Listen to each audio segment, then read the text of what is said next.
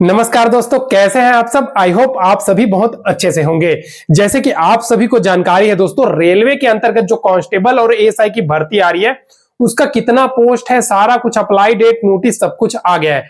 तो आज मैं इस वीडियो में आप लोगों को कौन कौन अप्लाई कर सकता है, सिलेक्शन प्रोसेस क्या है, एज क्राइटेरिया, यानी कि एज एक बहुत बड़ा कारण होता है। बहुत सारे कैंडिडेट एज फैक्टर की वजह से फॉर्म फिल नहीं कर पाते, तो कितना एज वाले और कौन सा डेट से गिनती होने वाला है, सारा कुछ, सिलेक्शन प्रोसेस, सिलेबस, सब कुछ आसान भाषा में बताने वाला हूं दोस्तों। बस आप लोगों से एक ही मांग है, वीडियो को एक लाइक जरूर कर दीजिएगा। देखिए दोस्तों, अगर आप रेलवे का कोई सा भी एग्जाम की तैयारी कर रहे हैं ना, तो रेलवे के ऑल एग्जाम के लिए आप लोगों को बता दूं, किरण इंस्टीट्यूट के तरफ से मैथमेटिक्स का सॉलिड पेपर के साथ 1996 से अब तक का total 10,000 plus objective question TCS pattern पर आधारित, क्योंकि आप सभी को पता है कि अभी रेलवे के जितनी भी एग्जाम हो रही है सब टीसीएस कंडक्ट करवा रही है, तो देखने को मिलेगा। और ये आपका सभी एग्जाम में, जैसे कि एनटीपीसी हो गया, आरपीएफ हो गया, एएलपी हो गया, आपका टेक्नीशियन, जेई, ग्रुप डी, सब में काम आने वाली है दोस्तों। आपके लिए बेस्ट बुक साबित हो सकती है, आपके तैयारी में एक कदम आगे रखने के लिए। साथ ही साथ इसके अलावा आपको मैं बता दूं दोस्तों, रीजनिंग का भी रेलवे के ऑल एग्जाम के लिए, ठीक है, सॉलिड पेपर के साथ 1996 से लेकर के अब तक का टोटल 8,700 प्लस ऑब्जेक्टिव क्वेश्चन देखने को मिलेगा, जो टीसीएस पैटर्न पर आधारित है। और ये भी एएलपी हो गया, RPF, ACI, constable, JE, group D, ठीक है, सारा एनटीपीसी, सब कुछ कवर किया हुआ दोस्तों। आप सभी के तैयारी को एक कदम आगे मजबूत रखने के लिए बेस्ट बुक है दोस्तों, ठीक है। और इसके अलावा आप लोगों को बता दूं, अगर आप रेलवे में 27,000 प्लस, ठीक है, सार संग्रह, 27,000 प्लस क्वेश्चन के साथ सार संग्रह सामान्य अध्ययन का आपके लिए बेस्ट बुक है दोस्तों। 1992 से लेकर के 2022 तक का आपको देखने को मिलेगा, और आपके तैयारी को जो एक कदम आगे रखने वाली है। और ये ALP, RPF, SI, RPF, constable, group D, सारा का सारा बुक में आपका काम आने वाला है, सारा का सारा एग्जाम में दोस्तों।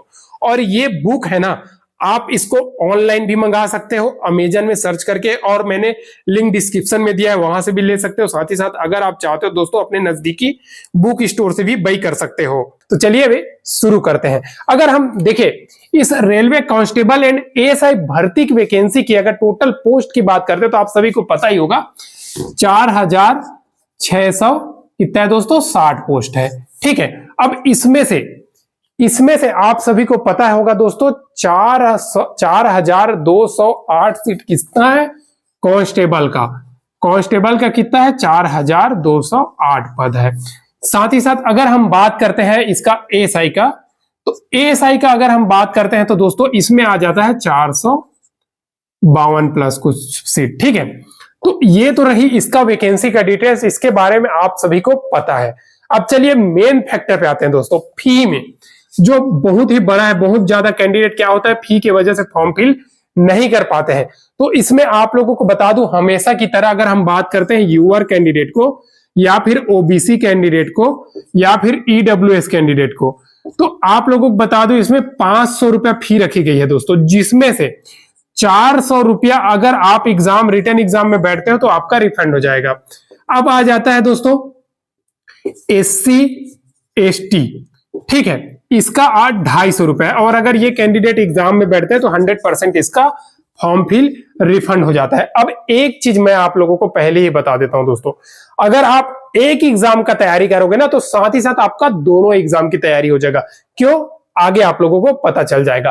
देखिए, अब इसमें एज की अगर हम बात करते हैं, एज क्या रखी गई है कि कौन कौन सा एज वाले कैंडिडेट इसमें फॉर्म फिल कर सकते हैं। तो अगर एज हम बात करें, तो अगर आप जनरल कैटेगरी के, पहले तो कांस्टेबल का बता रहा हूं, तो अगर आप जनरल कैटेगरी के हैं, ईडब्ल्यूएस कैटेगरी के हैं, ठीक है, तो आपका एज 18 से 28 साल के कैंडिडेट हो, आप कांस्टेबल में अप्लाई कर सकते हो। लेकिन ओबीसी में क्या है, 3 साल का छूट रहता है, और एससी एसटी में कितना है, 5 साल का छूट रहता है।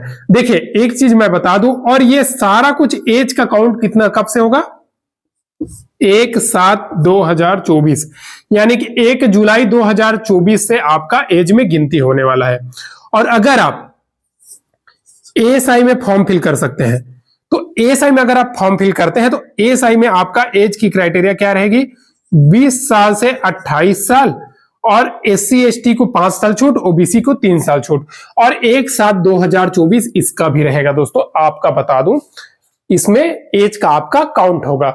अब देखिए, इसका अगर हम क्वालिफिकेशन पे आते हैं तो देखिए दोस्तों, अगर आप क्वालिफिकेशन में आते हैं तो आपका कांस्टेबल पोस्ट, ठीक है, कितना है आपका कांस्टेबल पोस्ट का है दोस्तों, ओनली अगर आप 10th पास है ना भाई तो आप इलिजिबल हो। साथ ही साथ अगर आप ASI की बात करते हैं तो ASI पोस्ट के लिए आप अगर ग्रेजुएट हो, एनी ग्रेजुएट, चाहे परसेंट कितना भी हो कोई प्रॉब्लम नहीं, आप ग्रेजुएट हो, आप स्नातक हो, चाहे BA BSc BCom कुछ भी किए हो, आप इलिजिबल हो इस पोस्ट के लिए, ठीक है, ग्रेजुएशन यानी कि डिग्री पास वाले कैंडिडेट।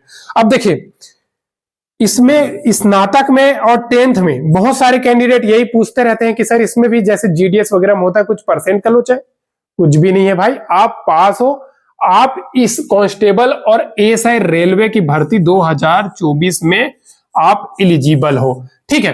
अब देखिए, इसका अप्लाई डेट की बात करूं तो इसका अप्लाई डेट आप सभी को तो पता ही है दोस्तों, ठीक है, जो अभी आप लोगों को स्क्रीन में दिख गया, ठीक है।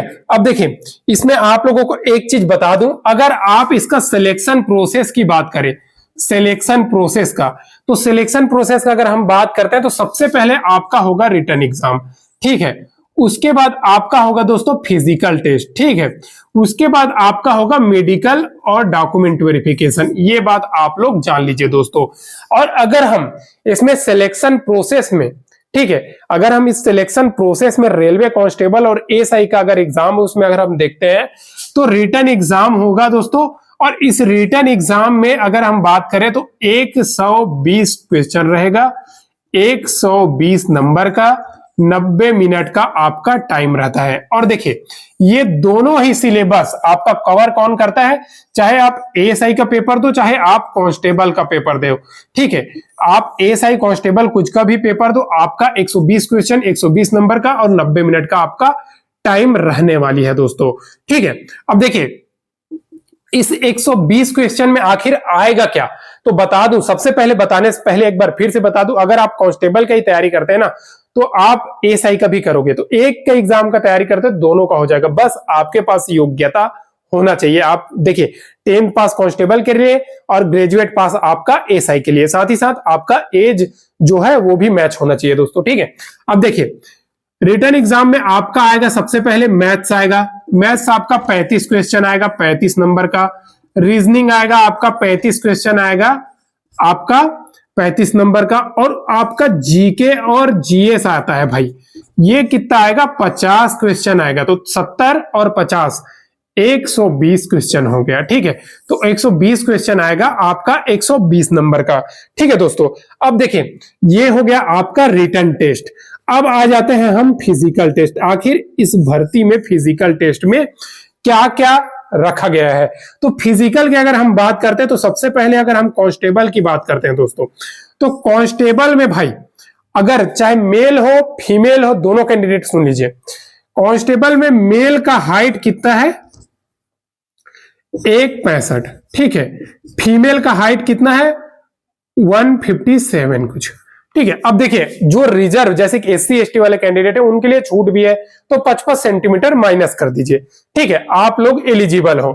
अब आ जाते हैं इसमें रनिंग में, फिजिकल में रनिंग बहुत इंपॉर्टेंट है, तो रनिंग में देखिएगा, अगर आप कांस्टेबल मेल कैंडिडेट है तो आपको 1600 मीटर का दौड़ लगाना पड़ेगा, और ये 1600 मीटर आपको कितना मिनट में तय करना है ये आपका बहुत ही इंपॉर्टेंट है दोस्तों, ये थोड़ा सा आपका हार्ड है, ठीक है, आप लोगों को मैं बता दूं, अभी से अगर प्रैक्टिस करते हैं तो आप आसानी से निकाल सकते हैं, ठीक है।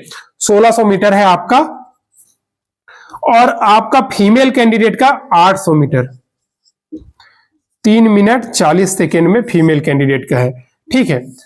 और साथ ही साथ अगर आप हाई जंप, देखिए इसमें लॉन्ग जंप हाई जंप दोनों है, तो कांस्टेबल में आपका कितना है 14 फीट है, ठीक है, मेल कैंडिडेट के लिए, फीमेल कैंडिडेट के लिए 9 फीट है, ठीक है। हाई जंप आपका बता दूं, हाई जंप आपका कितना है, हाई जंप आपका 4 फीट है कांस्टेबल के लिए और 3 फीट है आपका फीमेल के लिए। अब आ जाता है आपका ASI का दोस्तों, ASI का बता दूं, ASI में अगर आप फॉर्म फिल करते हैं तो इसमें भी आपका 1600 मीटर दौड़ है, ठीक है। लेकिन एक चीज अच्छा है, इस 1600 मीटर को आप कितना मिनट में निकालोगे? 6.5 में। ठीक है। और उसके बाद आपका आ जाता है दोस्तों, आप फीमेल कैंडिडेट है तो आप इसको निकालोगे 4 मिनट में। ठीक है। कितना? 800 मीटर को। तो आसानी से आप अगर कांस्टेबल एएसआई के लिए दिलाओगे तो आसानी से आपका दौड़ निकल जाएगा। अगर हाई जंप की बात करते हैं मेल कैंडिडेट को, 3 फीट 9 इंच किसमें है आपका? 3.9 आपका है दोस्तों ये मेल कैंडिडेट का।